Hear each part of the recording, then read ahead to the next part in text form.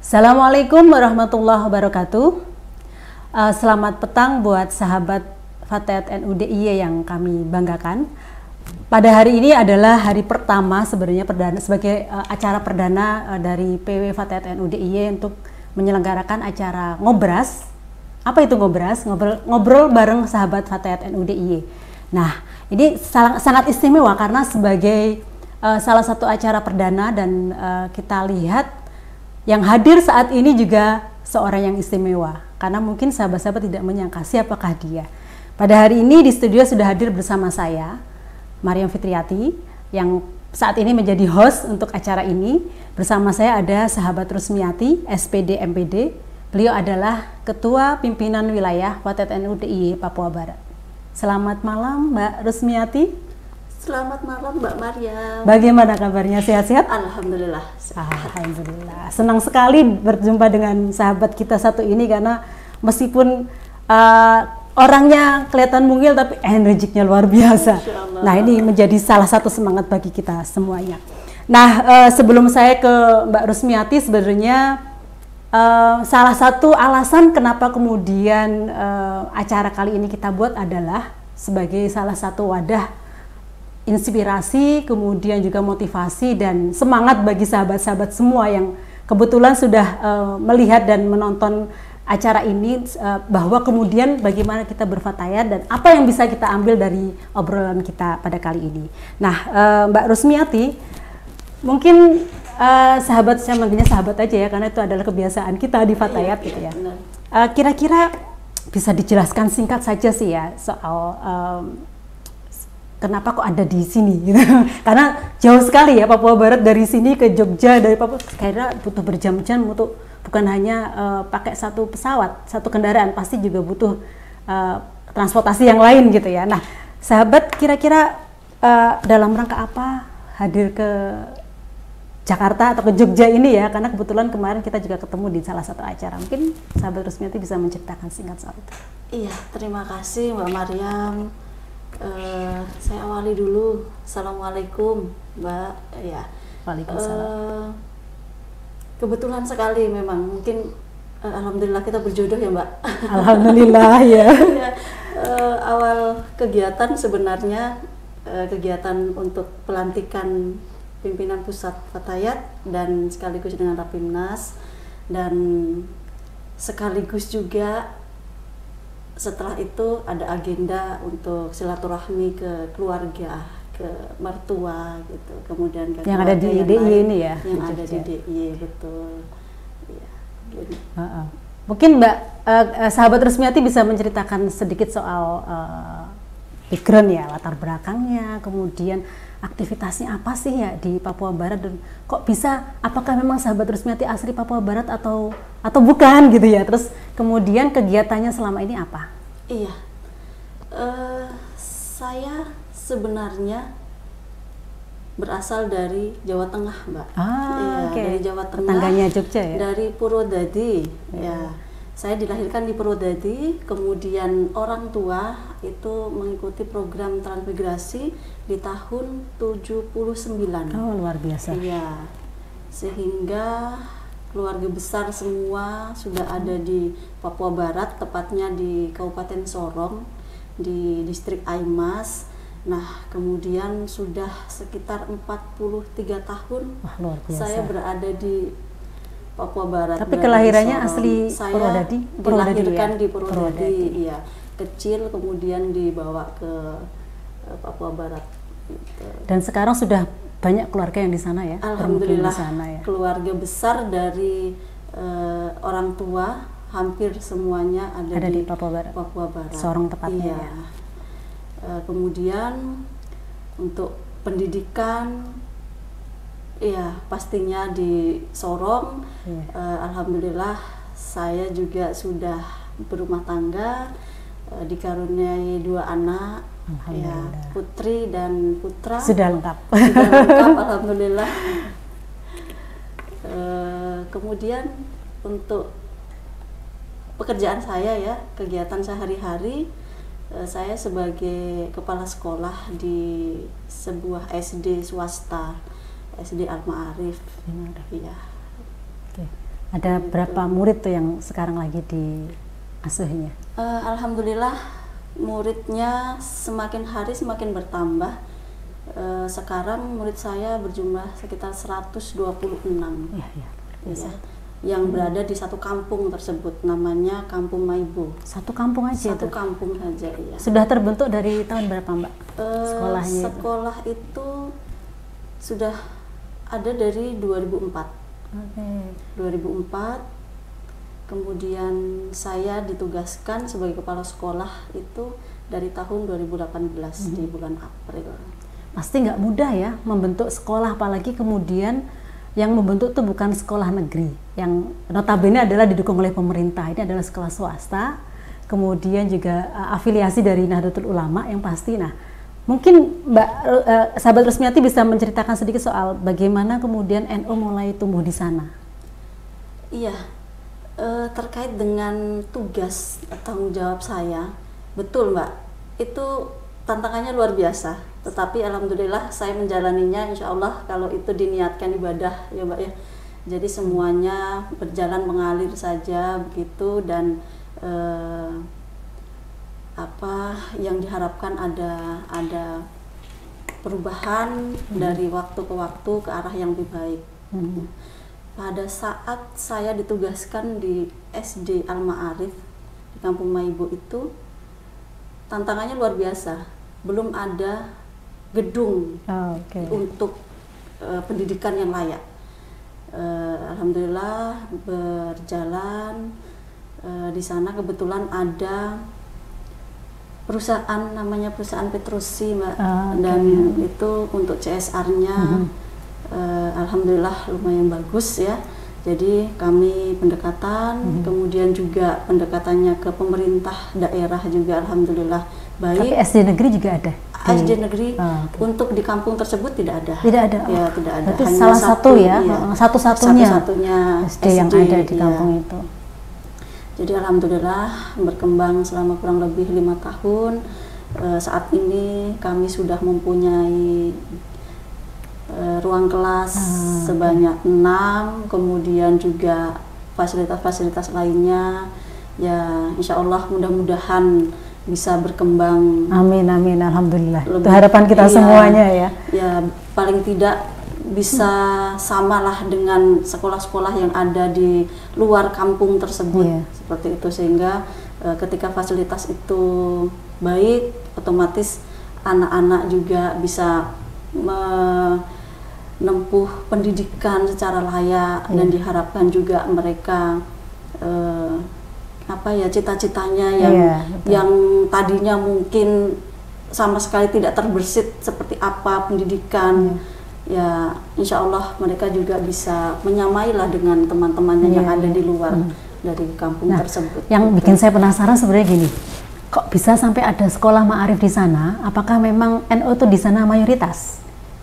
Iya, betul Mbak. Untuk NU mayoritas, kemudian penduduk tersebut sebenarnya bukan asli dari kampung. Kampung tersebut juga termasuk kampung baru Mbak.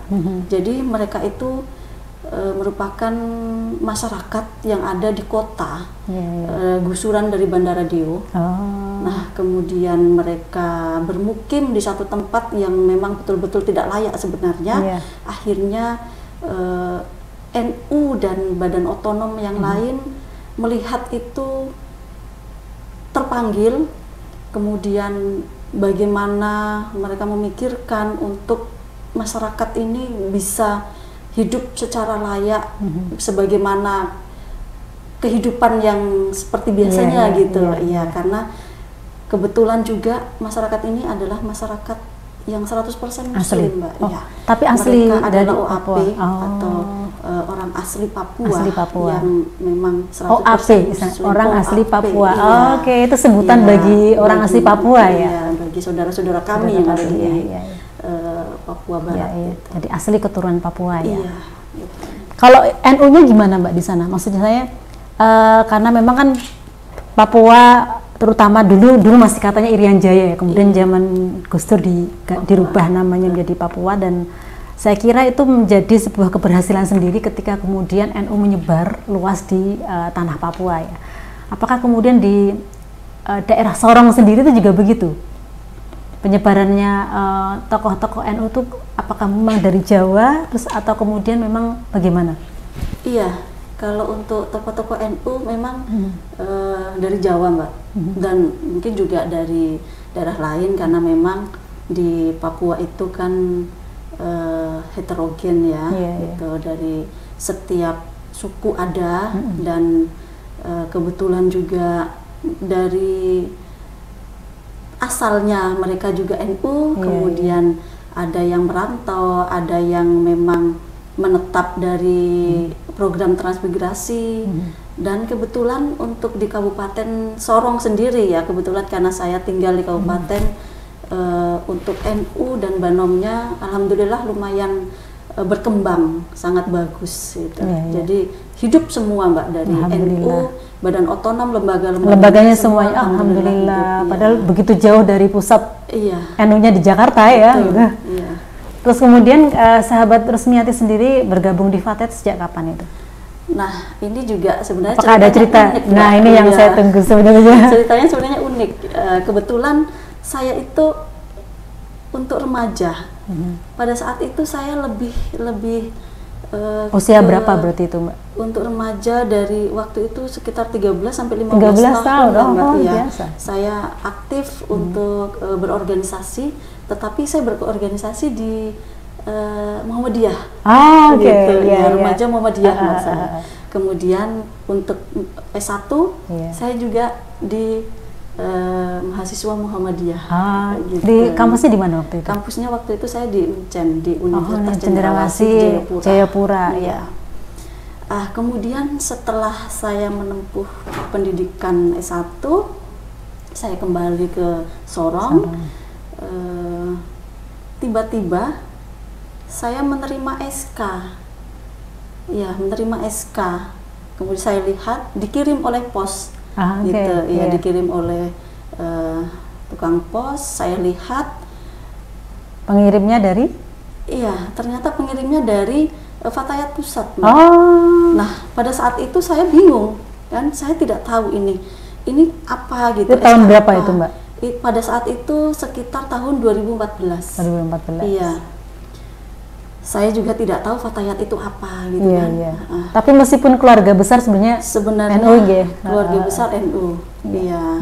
Karena memang terus terang untuk keluarga itu bukan dari keluarga yang berorganisasi gitu. Hanya saya sendiri di dalam keluarga yang kebetulan senang dengan berorganisasi. Kemudian setelah itu saya sowan ke tokoh NU. Setelah saya sowan, saya tanyakan, Abah, ini sebenarnya SK apa kok tiba-tiba datang di saya? Itu saya pun tidak tahu. Biasanya kan untuk kita menjadi ketua itu pasti melalui proses gitu kan, melalui proses, ada pemilihan gitu. Tapi memang sebelumnya Fatayat itu di situ belum ada ya, secara struktur? Secara struktur pernah ada, sudah pernah tetapi tidak hanya berlanjut ya. Iya, betul. Nah, kemudian disampaikan bahwa memang pada saat pengurus NU ada kegiatan di Jakarta, kemudian merekomendasi seperti diminta untuk memenuhi struktur badan otonom yang ada di NU gitu. Nah, maka di situ mungkin beliau melihat saya seperti apa, saya juga tidak tahu, dan pada akhirnya mengusulkan namanya saya menjadi ketua. Dan ya saya berpikir ketika sudah diberi amanah seperti ini ya, bagaimanapun insya Allah akan saya laksanakan sesuai dengan kemampuan saya. Seperti itu. Alhamdulillah ya. Jadi meskipun itu beban jadi sebuah rezeki sendiri ya. Iya, insya Allah. Karena sudah ada modal sebenarnya ya berorganisasi, jadi saya pikir nggak sulit lah gitu. Meskipun mungkin kalau di Jawa itu kan nggak terlalu sulit ya untuk mengelola sebuah organisasi lembaga NU karena banyak sekali supportingnya. Gitu. Jadi kalau dilihat dari fasilitas, kemudian pendanaan, kemudian support dari orang-orang juga banyak gitu. Nah, kalau di Papua Barat sendiri gimana Mbak waktu itu? Awal mulanya kan bisa dianggap menjadi apa ya, membangkitkan kembali Fatayat NU yang sebelumnya pernah ada. Gitu. Iya, ya memang kesulitan juga Mbak. Iya, kesulitan juga, banyak sekali tantangan. Kemudian untuk merekrut ya teman-teman yang ada di sana itu kan memang terbatas ya, terbatas. Ditawarin saja belum tentu mau gitu kan untuk bergabung di sebuah organisasi gitu. Karena juga terkait dengan SDM gitu ya. Tetapi saya berpikir kalau kita insya Allah dengan niat ikhlas pasti ada jalan gitu. Ya buktinya ya alhamdulillah sampai sekarang, dan saya menjadi ketua Fatayat di Kabupaten Sorong alhamdulillah sudah 2 periode. Iya. Sebelumnya berarti Kabupaten PC Fatayat NU Sorong ya. Kabupaten Sorong dia. Terus baru kepilih menjadi ketua PW Fatayat NU Papua Barat kapan itu? Sejak April 2018. 2018. Iya. Berarti sebentar lagi akan selesai ini ya. Masih periodenya ini ya. Kalau dihitung periode ya tahun depan di 2023 April ya. 2023 Insya Allah sudah. Ada rencana mau melanjutkan lagi atau cukup sekian? Biar mengalir aja seperti apa nantinya ya. Kalau memang, tapi kalau dibandingkan dengan tahun 2014 ketika mulai awal bergabung dengan Fatayat sampai sekarang memang sudah banyak kader Fatayat yang sudah siap ya. Insya Allah ya. Siap. Ya tentunya memang kita berharap harus ada pengkaderannya Mbak. Harus ada pengkaderan. Jadi ketika nanti mungkin saya juga sudah tidak sudah tidak lagi di Fatayat, ada kader yang sudah disiapkan, yang siap pastinya untuk membangun Fatayat di Papua Barat untuk harapannya untuk lebih baik lagi. Iya, penting sekali itu ya. Salah satu cara mengkadernya gimana, Kak? Iya, untuk mengkadernya ya tentunya terus kita motivasi untuk teman-teman, kemudian kita juga program kerja juga harus tetap berjalan dengan baik supaya teman-teman ini bisa yakin bisa yakin bahwa Fatayat ini adalah organisasi yang memang organisasi yang top, organisasi yang keren, yang memang bermanfaat untuk orang banyak gitu, bukan hanya untuk NU, bukan hanya untuk Fatayat, tetapi tentunya untuk masyarakat yang ada di Provinsi Papua Barat. Ya. Salah satu program yang dianggap paling mengesankan apa ya? Mungkin boleh dari sejak tahun 2014 ya, sejak bergabung dengan Fatayat, kira-kira apa? Ada satu program yang sangat mengesankan sampai saat ini apa kira-kira? Iya, salah satu program yang kami jalankan ya, kami mempunyai MOU dengan BLK, dengan Balai Latihan Kerja Sorong ya, yang itu sudah banyak manfaatnya. Bergerak di bidang apa BLK?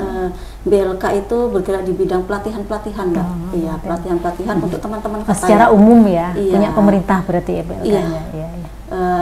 Dari Kementerian Tenaga Kerja. Yang itu pelatihan-pelatihannya ya ada pelatihan menjahit, pelatihan tata boga atau prosesi, pelatihan tata rias gitu. Sehingga dari teman-teman yang mengikuti pelatihan-pelatihan, karena pelatihan itu kami berikan kepada di PC yang ada di Papua Barat gitu Mbak. Itu setiap tahun kami laksanakan seperti itu, sehingga setelah mereka melakukan pelatihan-pelatihan ya harapannya mereka mempunyai modal, mempunyai skill, keterampilan yang bisa untuk bagaimana mereka mengembangkan sendiri. Seperti life skill ya. Life skill. Iya. Itu manfaatnya sangat kerasa sekali untuk kader dan anggota ya sebenarnya ya. Karena untuk saat ini di setiap cabang itu mereka sudah mempunyai UMKM, Mbak. Sudah ada binaan sekarang ya. Sudah ada binaan-binaannya dan selain itu juga mereka juga ada pelatihan juga, kemudian diberikan modal dari Kementerian Tenaga Kerja seperti sampai itu. saat ini masih berlangsung ya kerjasamanya. Iya, Oke, luar biasa. Karena MOU itu 5 tahun kami menjabat. Gitu. Ya, sejak 2018 iya, berarti ya. Mudah-mudahan nanti setelah ini juga masih terus ada kerjasama. Gitu. Bisa menjadi inspirasi buat sahabat-sahabat semuanya ya. Kalau seandainya di daerahnya itu memang sudah ada PLK yang milik dari dinas transmigrasi, jadi mungkin juga bisa mulai untuk melakukan kerjasama ya, karena memang itu pelatihan yang dibutuhkan oleh sahabat-sahabat sebenarnya ya. Betul. Sebagai life skill, sebagai kalau kita pusat, bahkan bisa jadi pekerjaan baru buat sahabat-sahabat gitu. Karena kemandirian ekonomi ya gitu. Teman-teman Fatayat itu kan usia produktif ya, Mbak. Betul. Yang mana mereka terus bergerak, kemudian bisa lebih mandiri, kemudian juga bisa membantu lah perekonomian keluarga gitu kan. Ya mungkin yang sebenarnya mereka bukan termasuk pekerja ASN yang setiap hari harus ke kantor ya, begitu ada keterampilannya mereka bisa membuka pekerjaan di rumah gitu sambil ngomong anak. Betul. Betul. Itu yang menjadi menjadi kebanggaan sendiri buat kami pengurus di Fatayat Provinsi Papua Barat, Mbak. Betul.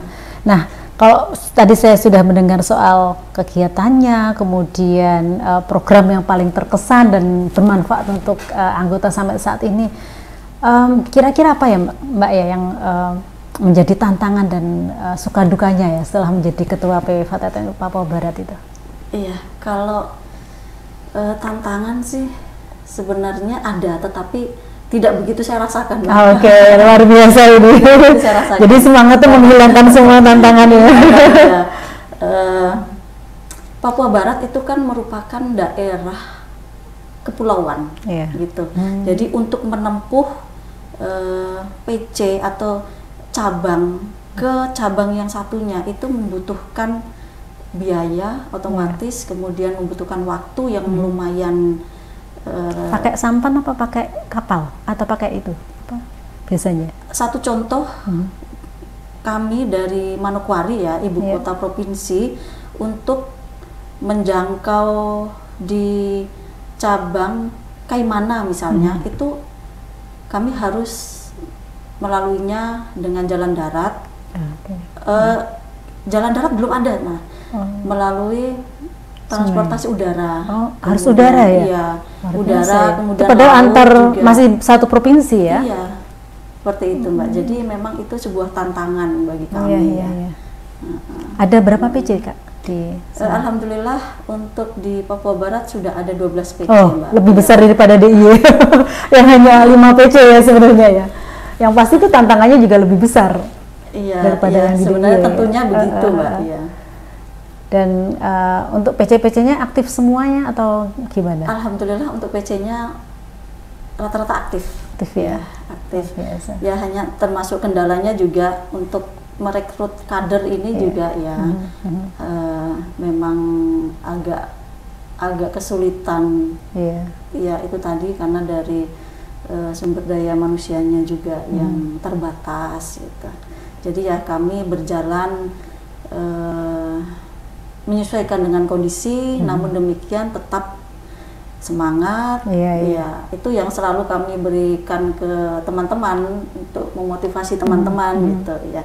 Dalam kondisi apapun, keterbatasan, ya tentunya begitu kita sudah diberi amanah ya harus kita laksanakan. Ketika kongres kemarin hadir semua PC-nya Kak? Alhamdulillah. Hadir semua 12, luar biasa. 13 dengan jadi 13 dikalikan 2 orang ya. Jadi lumayan 26. Kita hanya 10 ditambah 2 berarti hanya 12 orang. Itu 2 kali lipat loh daripada DIY itu. Teman-teman semangat semua, Mbak.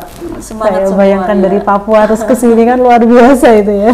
Iya, menempuh waktu ya 1 hari full. 1 hari full untuk keberangkatan Hari saja. full, iya. Dari pagi sampai kami tiba di Palembang itu sudah sekitar jam 8 malam. Iya, iya. Jadi kalau menjadi pengurus di baik PC maupun PW di Papua Barat itu memang tidak mudah ya.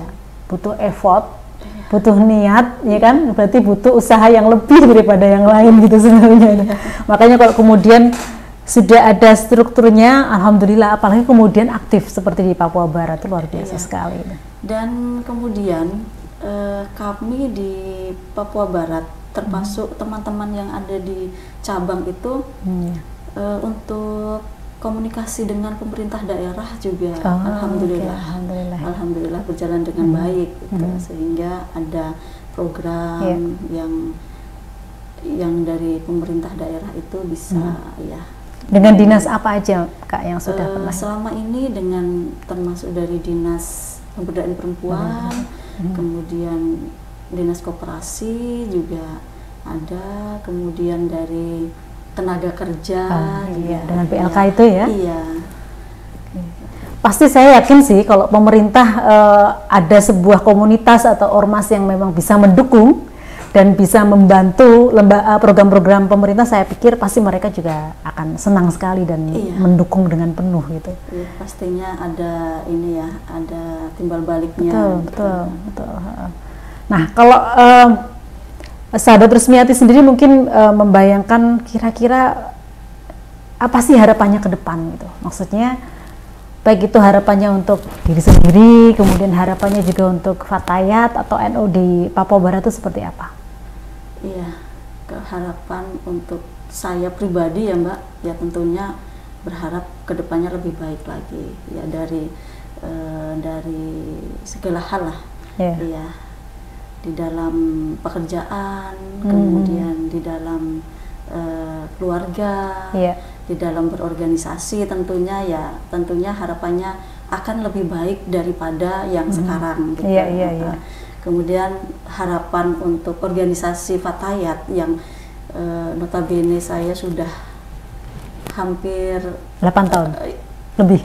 Iya, dari 2014. Dari 2014 ya sampai sekarang kurang lebih 15-16 tahun saya bersama dengan Fatayat.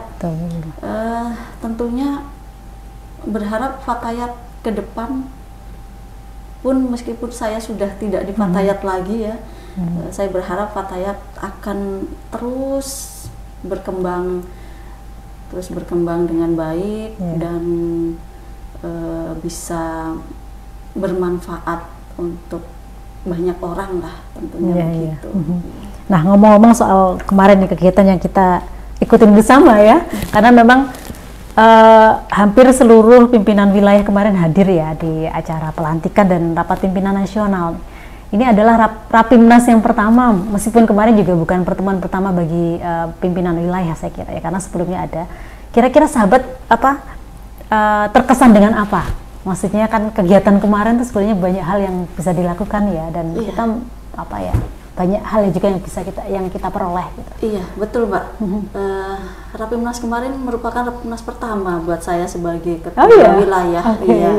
Dan banyak hal yang saya peroleh, kemudian yang akan saya bawa ke sebagai oleh-oleh. Sebagai oleh-oleh. Ya, di situ ada beberapa program unggulan ya nantinya yang dilaksanakan oleh ketua baru, pengurus baru di pimpinan pusat gitu kan, yang kemarin kita bahas. Tentunya di situ ada KP3A. Iya, kemudian ada koperasi, kemudian juga Garfa ya, yang mungkin untuk di Papua Barat masih belum sampai sana. Iya. Jadi ya insya Allah itu yang nantinya akan saya bawa ke teman-teman, sahabat-sahabat yang ada di Papua Barat. Betul. Yang mudah-mudahan bisa juga kami laksanakan nanti di sana. Gitu.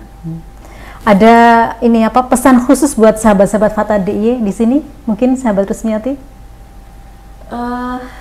Saya pikir kalau pesan untuk Fatayat DIY sudah luar biasa. Sudah luar biasa yang bersama Mbak Maryam ya. Saya mungkin hanya sedikit ingin menyampaikan bahwa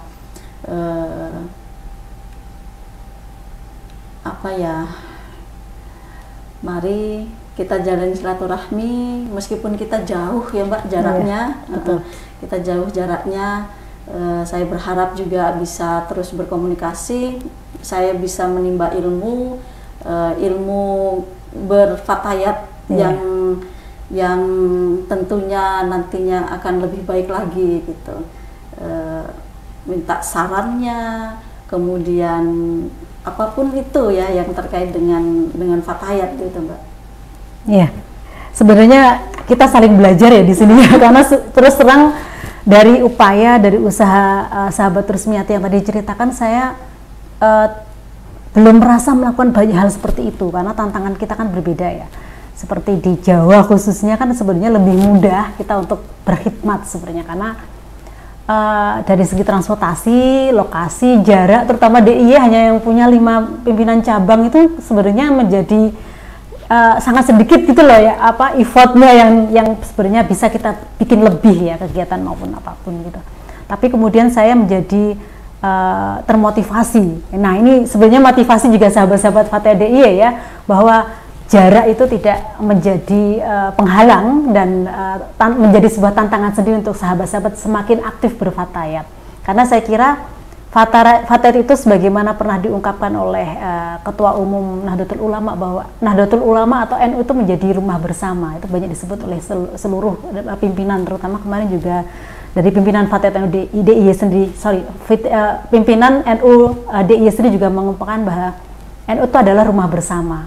Rumah bagaimana kita berkembang, rumah bagaimana kita belajar, rumah kita berkhidmat bersama-sama, dan rumah kita untuk mengembangkan potensi yang kita miliki. Saya kira juga sama dengan Sahabat Rusmiati ya.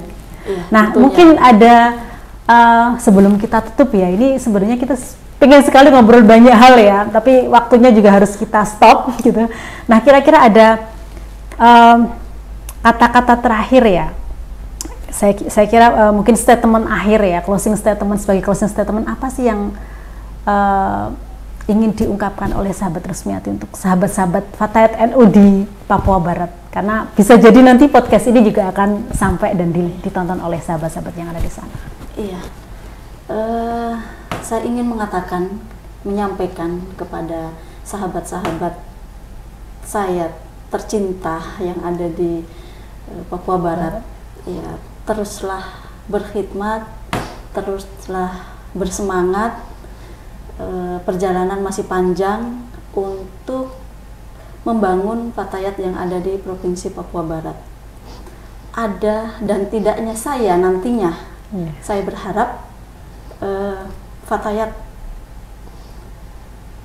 maju, fatayat berkembang, fatayat bisa keren di Provinsi Papua Barat. Ya, luar biasa ya. Saya jadi terharu ini mendengarkan ya.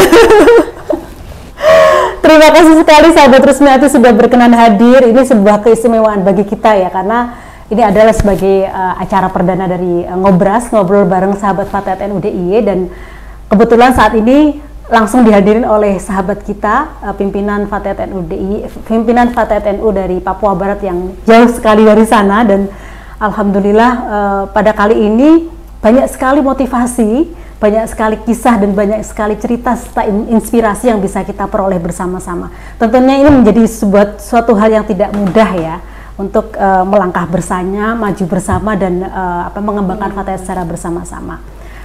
Dan saya sendiri sebenarnya belajar banyak hal dari Sahabat Rusmiati ini, karena dengan semangatnya, dengan upayanya untuk mengembangkan fatayat NU di Papua Barat itu masih belum seberapanya yang ada di DIY, saya pikir, karena saya sendiri sebagai ketua fatayat menggantikan sahabat Khotimatul Husna juga sudah diberikan warisan kegiatan yang sangat luar biasa dan keberhasilan dalam mengelola program-program sebelumnya.